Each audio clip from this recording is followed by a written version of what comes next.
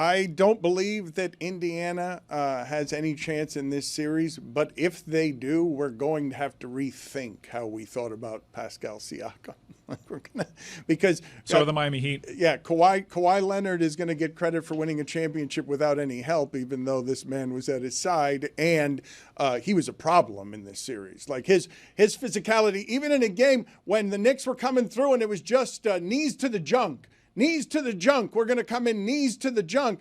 Pascal Siakam was a handful for everybody. Like he was a franchise changer to a degree. I mean, I know Halliburton came online, but you acquire a Siakam to further aid in the development of a superstar. That was one of those moves that went kind of – it was an understated move because everyone was whale chasing, and he was one of the guys that Miami kind of poked around and decided not worth our draft capital. And now he's totally changed the fortunes of the Indiana Pacers. Yeah, I mean, I think for the Pacers when they did that deal, it was absolutely a chips to the middle of the table thing because they realized, man, Halliburton is special, and we need to get him the supporting cast. If you remember, the guy that they traded away was Bruce Brown, who had just won a championship with Denver.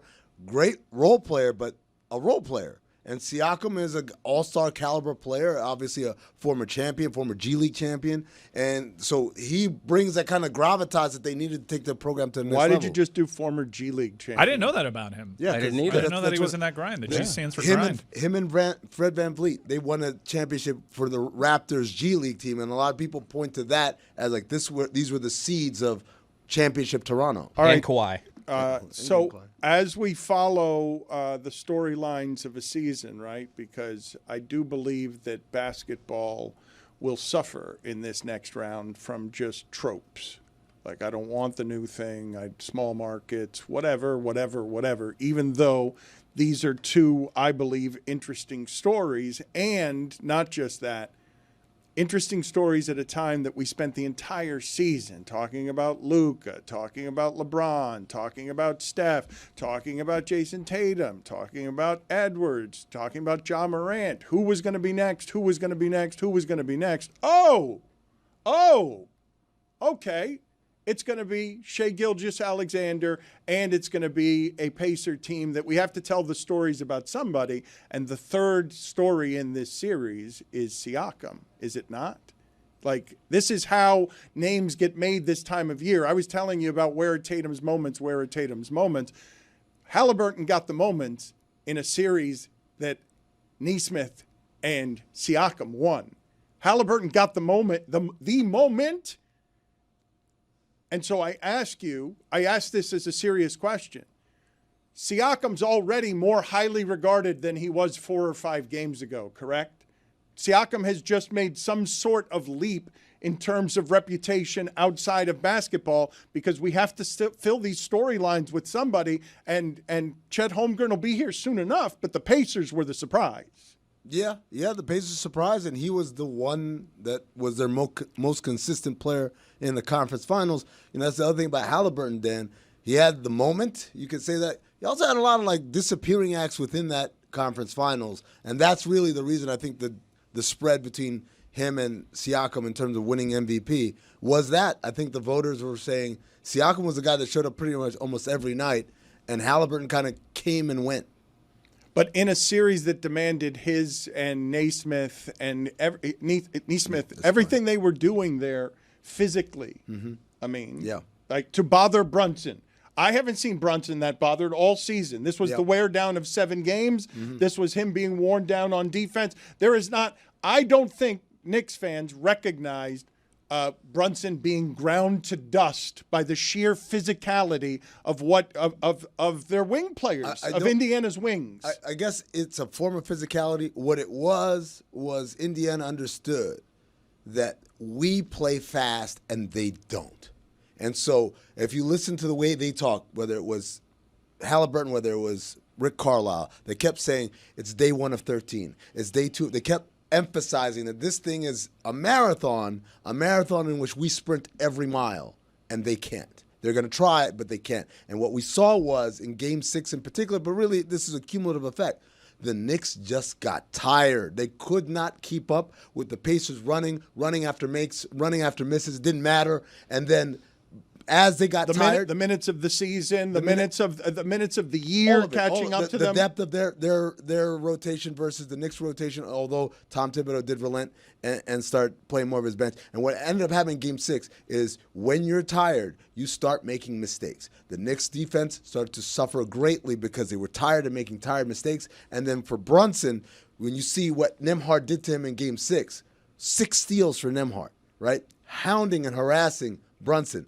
That, again, is the cumulative effect of, boss, I'm tired, man. I don't have anything more, and the Pacers do. And that's why I kept saying first of all, the talent level wasn't that disparate, but more importantly, the Pacers had a more effective game plan, and they executed.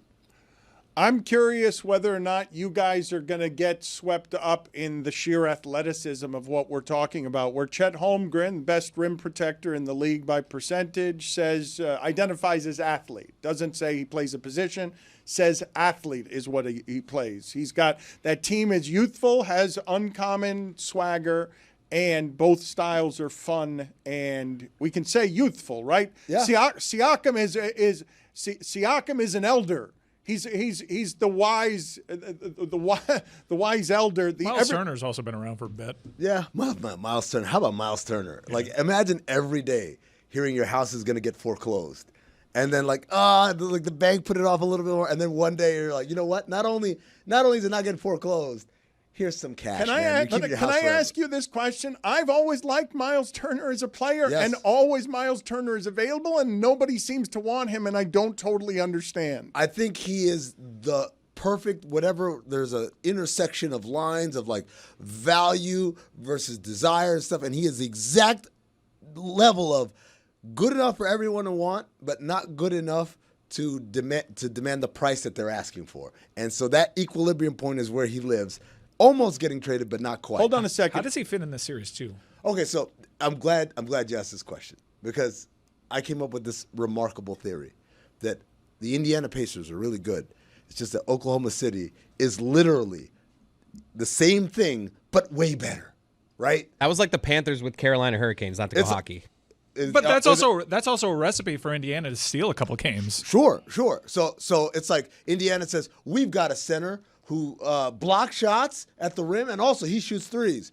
And Oklahoma City says, ours does too. He also leads the league in rim percentage defense, and also he can bring the ball up and make plays. Oh, okay. Well, guess what? We have a defensive pest of a perimeter player who can guard guys bigger than him, and Andrew Nembhard. And the Thunder say, yeah, we got one too. His name's Lou Dort, and he's all defensive team. Oh, okay. Well, we got a point guard from the future. He controls everything. He's brilliant. He's dynamic. He's got all these moments. And the Thunder said, cool. Yeah, ours was MVP of the league.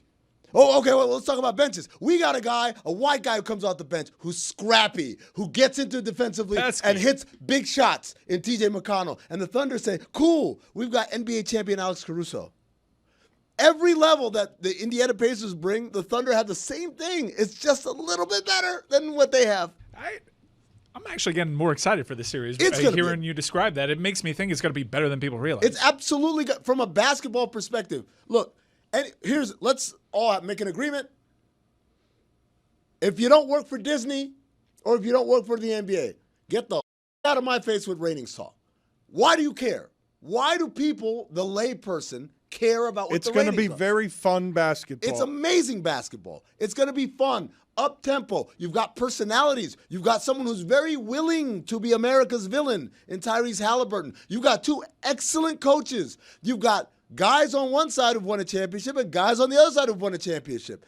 All of this is culminating over the next 8 to 14 days, depending on how long the series goes. But it's not going to be boring, I promise you that. When he says, though, Pesk, okay, because I don't know how I'm going to sell this part to America, because I'm with Amin on everything. It's delightful to watch the young people take over.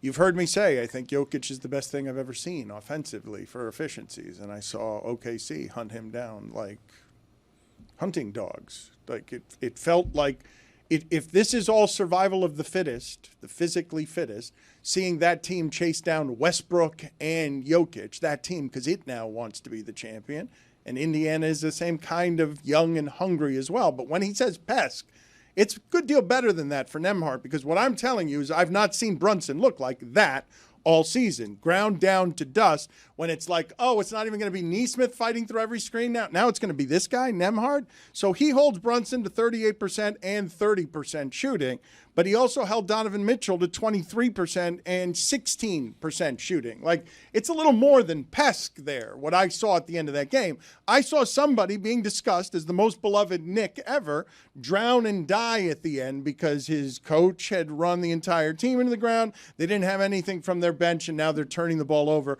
When in that sport, that's the greatest advantage OKC has. They protect the basketball, and they steal it. They do it better than anybody. They have a better combination of doing that than historically great teams. Right, like what the Pacers did to the Knicks, pressure, full court pressure, turning them over, turning steals into live ball turnovers, layups, points. That's Oklahoma City does it better than anyone, right? And so you're right about Andrew Nembhard. Maybe I am selling him short. What I'm not selling short is that Lou Dort is better. Like, that's the part. It's not that the Pacers aren't good. It's that every version they have, like, to go back to car analogies, you've got a Toyota Highlander, I've got a Lexus Land Cruiser.